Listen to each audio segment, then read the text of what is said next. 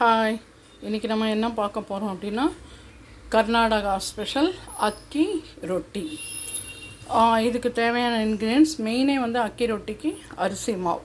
நம்ம சாதாரணமாக அரைச்சி வச்சுருக்கோம் இல்லையா, அந்த அரிசி மாவு, வெங்காயம், கேரட் துருவி வச்சுருக்கேன், வெங்காயம் பொடி பொடியாக நறுக்கி வச்சுருக்கேன், கருவேப்பிலை, பச்சை மிளகா, ஜீரகம், உப்பு, தேங்காய். இவ்வளோ தான் இதுக்கு தேவையான பொருள். அதுக்கப்புறம் வந்து அதை தட்டுறதுக்கு பாலித்தீன் கவரோ வாழை இலையோ எது இருந்தாலும் பரவாயில்ல. அப்புறம் வந்து எண்ணெய், அவ்வளோதான். வாங்க இதை எப்படி பண்ணலான்னு பார்க்கலாம். ஒரு பவுல் ஒன்று நம்ம எடுத்துக்க போகிறோம். இந்த மாதிரி ஒரு பேசன் ஒன்று எடுத்துக்கோங்க. எடுத்துகிட்டு இந்த அளவு, ஒரு கப்புக்கும் கம்மியாக தான் நான் மாவு எடுத்திருக்கேன். மாவை போட்டுக்கோங்க. அதுக்கப்புறம் பொடி பொடியாக நறுக்கி வச்ச வெங்காயம், நான் வந்து மீடியம் சைஸில் 2 வெங்காயம் எடுத்திருக்கேன். அப்புறம் வந்து துருவின கேரட்.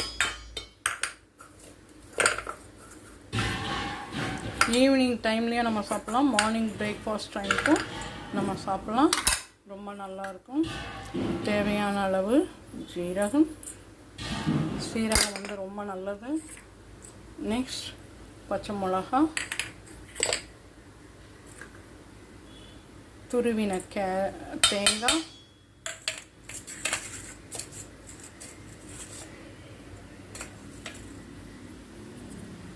கருவேப்பிலை,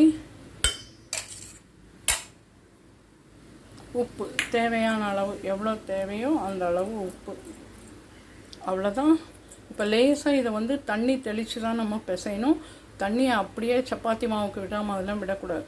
தண்ணியை தெளித்து பிசைஞ்சு, ஏன்னா இதில் தண்ணி, வெங்காயத்துலேயும் வாட்டர் இருக்கும், கேரட்லேயும் வாட்டர் இருக்கும், தேங்காய்லேயும் இருக்கும். ஸோ அதுக்கேற்ற மாதிரி தான் நம்ம தண்ணியை தெளித்து தான் பிசையணும் இது.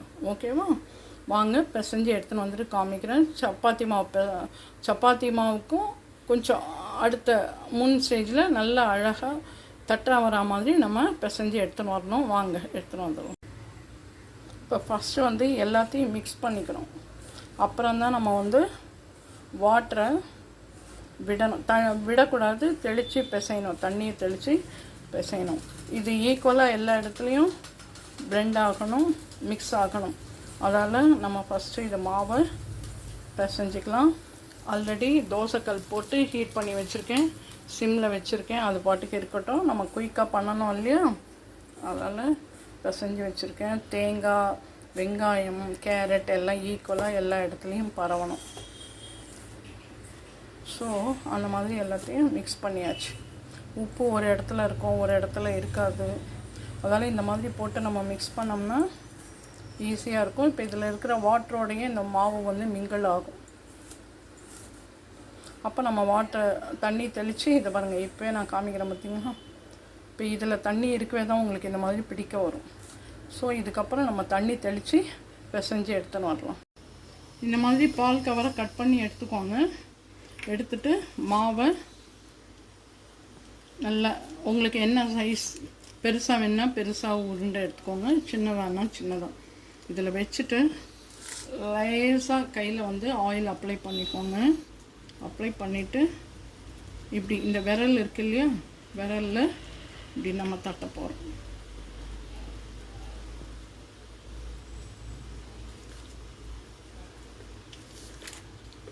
நம்ம இதெல்லாம் போலியெல்லாம் தட்டுவோம் இல்லையா, அந்த மாதிரி இதை தட்டி எடுத்துக்கணும்.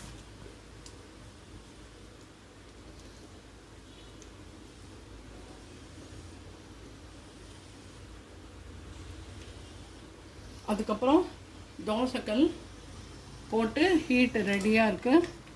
அதனால் இந்த ஷீட்டை இப்படியே போட்டு லேசாக இப்படி தட்டணும். போட்டு இப்படியே நம்ம மெல்லமாக இதை எடுத்துடணும். இந்த மாதிரி அந்த ஷீட்லேருந்து எடுத்து இந்த மாதிரி வச்சிடணும். இது 2 பக்கமும் கொஞ்சம் எல்லாம் கிறிஸ்பாகணுன்றதால கொஞ்சம் நடுவில் அங்கங்கே இந்த மாதிரி குட்டி குட்டி ஹோல்ஸ் போட்டுக்கோங்க.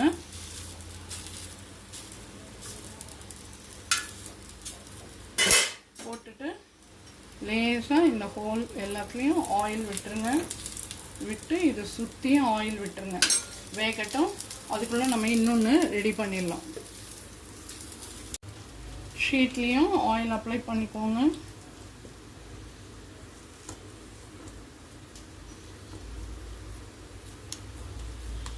இதுக்கு சட்னியும் நல்லாயிருக்கும், சாம்பார் வேணாலும் நல்லாயிருக்கும். ஈவினிங் நம்மக்கிட்ட என்ன இருக்கோ அதை வச்சு நம்ம சாப்பிட போகணும்.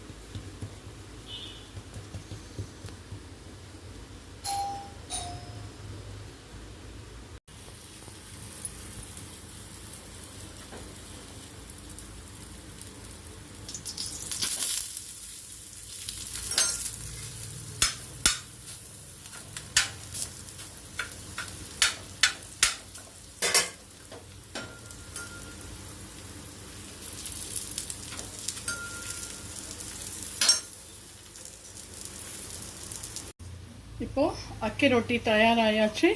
இதை பிளேட்டுக்கு ட்ரான்ஸ்ஃபர் பண்ணிடுறேன். இதை பாருங்கள் எப்படி இருக்குது. இதுக்கு வந்து நான் இப்போ சைட் டிஷ் வந்து பூண்டு ஊறுகாய் வச்சுருக்கேன். இதுதான் வைக்கணும்னு இல்லை, நீங்கள் சட்னி அரைச்சி சாப்பிட்லாம், தயிரை தொட்டு சாப்பிட்லாம், எது வேணாலும் சாப்பிட்லாம். வீட்டில் என்ன இருக்கோ அதை வச்சு சாப்பிட்லான்றதுக்கோசரம் நான் பூண்டு ஊறுகாவை காமிச்சிருந்தேன். இந்த பூண்டு ஊறுகாய் காம்பினேஷன் இதுக்கு ரொம்ப நல்லாயிருக்கும். இதே மாதிரி நீங்களும் அக்கி ரொட்டி உங்கள் வீட்டில் செஞ்சு பார்த்து சாப்பிட்டுட்டு எப்படி இருக்குன்னு சொல்லி லைக் பண்ணுங்கள், ஷேர் பண்ணுங்கள், கமெண்ட் பண்ணுங்கள். இது வரைக்கும் நம்மளோட channel Padma's all in all subscribe பண்ணாதவங்க சப்ஸ்கிரைப் பண்ணுங்கள். இதே மாதிரி டிஃப்ரெண்ட் வெரைட்டியோட அடுத்த vlogல உங்களை சந்திக்கிறேன். பாய், டேக் கேர்.